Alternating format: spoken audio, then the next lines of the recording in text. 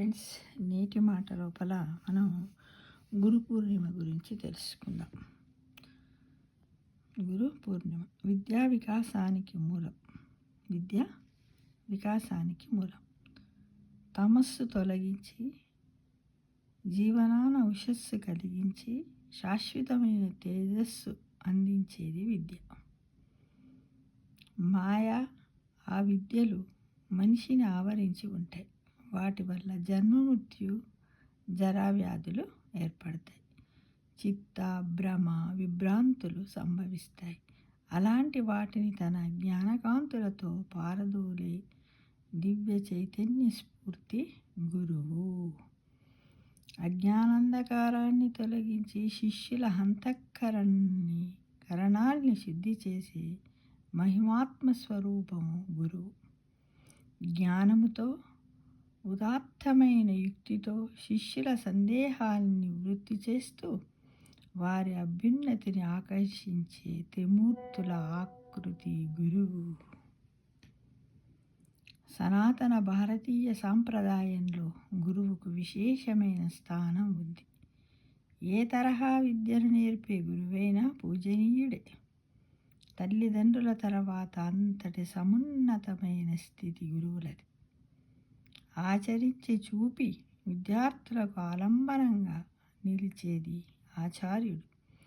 అలాంటి ఆచార్యుడు ఆరాధనీయ మూర్తిమత్వ స్వరూపుడని నిరుక్తం ప్రకటించింది. విద్యాధనాన్ని మహాయజ్ఞంగా భావించే ఉత్తమ గురువు సాక్షాత్తు పరబ్రహ్మ హంసతో వ్యక్తమవుతాడు. శ్రద్ధాసక్తులతో భక్తి విశ్వాసాలతో గురువు నుంచి జ్ఞానాన్ని అందుకునే విద్యార్థికి భవిష్యత్తు బంగారుమయమవుతుంది అని మనుస్మృతి ప్రస్తావించింది. విద్యాభ్యాసం ద్వారా హితోపదేశం చేయడమే కాక అభ్యుదయ మార్గాన్ని దర్శింపజేసేవాడే గురువని శుక్రనీతి తెలియజేసింది మిత్రమా. అందుకే ఈశ్వరుడికి ఆత్మశక్తికి గురువుకి మధ్య భేదము లేదని ఆదిశంకరులు పేర్కొన్నారు. ఇక కృతయుగంలో దక్షిణామూర్తిగా, త్రేతాయుగంలో దత్తాత్రేయుడిగా, ద్వాపార యుగములో వ్యాసుడిగా, కలియుగములో ఆదిశంకరాచార్యుడిగా గురుస్వరూపము బాసిల్లింది. భారతీయ హర్ష వాంగ్మయములో వేదవ్యాసుడికి ప్రముఖ స్థానము పాత్ర ఉంది. మేధాశక్తి, ధర్మదీక్ష, ఆధ్యాత్మిక పరిణతి, జ్ఞానపటిమలతో వ్యాస మహర్షి సనాతన సాంప్రదాయ సారస్వత విజ్ఞానాన్ని పరిపుష్టం చేశారు. నేటి ఆషాఢ శుద్ధ పౌర్ణమి వ్యాస జయంతి అని కూడా అంటారు. దీన్నే గురు పూర్ణిమ అని కూడా అంటారు.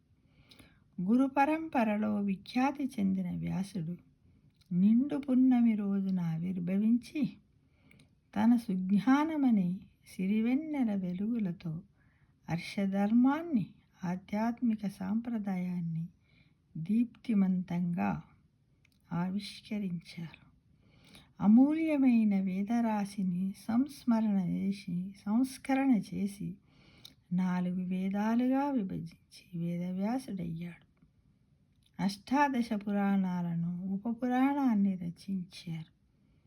భక్తి ప్రాధాన్యమైన భాగవత మకరందాన్ని అందించారు.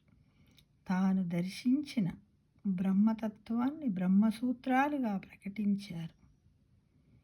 చతుర్విధ పురుషార్థాల సాధన కోసం పంచమ వేదమైన మహాభారతాన్ని సృష్టించి జాతికి అమూల్య కానుకగా అనుగ్రహించారు. 4 ముఖాలు లేని బ్రహ్మగా, 2 చేతులు మాత్రమే ఉన్న విష్ణువుగా, పాలనేత్రము లేని పరమేశ్వరుడిగా వేదవ్యాసుని భారతీయ సనాతన ధర్మము అభివర్ణించింది. గురోద్గురువు అనే విశేషణము వ్యాసుడికి దక్కిన కీర్తి కిరీటం.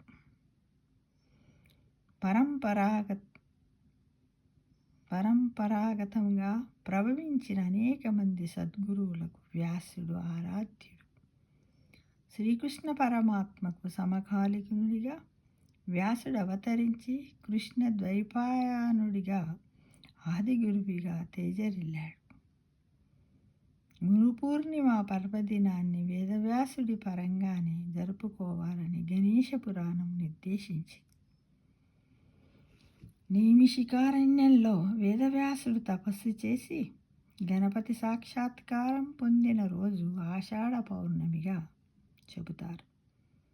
సూచక గురువు, వాచక గురువు, బోధక గురువు, దర్శక గురువు, మహాగురువు, పరమ గురువు ఇలా ఎన్నో విధాలుగా గురు సంవిధానము పరిడమిల్లుతుంది.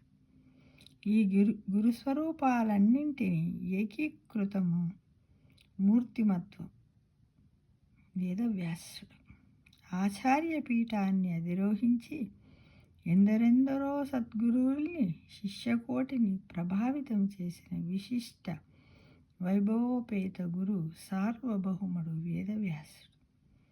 వ్యాసుడు ప్రసాదించిన జ్ఞాన సంపద వల్లే భరతఖండము తపోభూమిగా, వేదభూమిగా, దేవభూమిగా, ముక్తి పదగామిగా సాకారమయ్యింది మిత్రమా. వ్యాసుడు సృజించిన సారస్వత్వం వల్ల దివ్యదాత్రిగా ప్రపంచానికి ఆదర్శప్రాయమయ్యింది. ఇది మన గురువుల యొక్క గొప్పతనము. కాబట్టి మనం ఆషాఢ శుద్ధ పౌర్ణమిని గురు పౌర్ణమిగా, వ్యాస పౌర్ణమిగా జరుపుకుంటాం మిత్రమా. అందరికీ కూడా గురు పౌర్ణమి శుభాకాంక్షలు తెలియజేస్తున్నాను.